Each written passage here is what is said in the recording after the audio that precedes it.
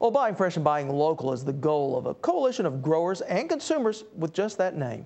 Joining me now is the president of Sustainable Green Country, Rita Scott, and Doug Wallton, Community Foods Coordinator with the Kerr Center for Sustainable Agriculture. Well, let's start off with you, Doug. Exactly what is Buy Fresh, Buy Local? Well, thank you, Rob, for having us.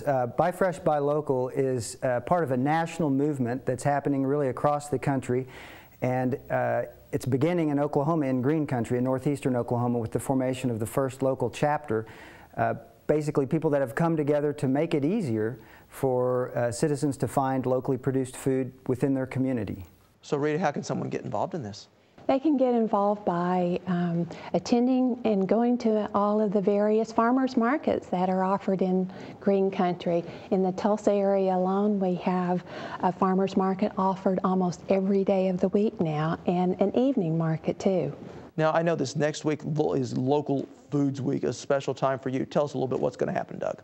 Well, we've got events happening about every day of the week, starting on the 14th of June. Farm tours, special cooking demonstrations at farmers markets, farm table dinners, cheese making classes, just about anything having to do with food and farming. You can imagine it happening during Local Foods Week. And really a time for people just to learn more about where their food's coming from, Rita. It is. It is all about that and even more. And, we think about food being just on the farm, but we also have a tremendous amount of interest in the urban setting as well. And we're seeing a lot of community gardens getting involved in growing their own food. Something that we saw earlier in this show is that food insecurity is unfortunately a problem here in Oklahoma, but there is work underway to help people that normally might not be able to shop at a farmer's market. Tell us how, Doug. Sure, yes. Actually, we have a couple programs happening beginning this year in Oklahoma. One is to expand the acceptance of food stamps at farmers markets. As you may know, food stamps are no longer paper stamps, but are actually electronic benefits, and farmers markets haven't been able to accept those since most don't have electricity or phone lines.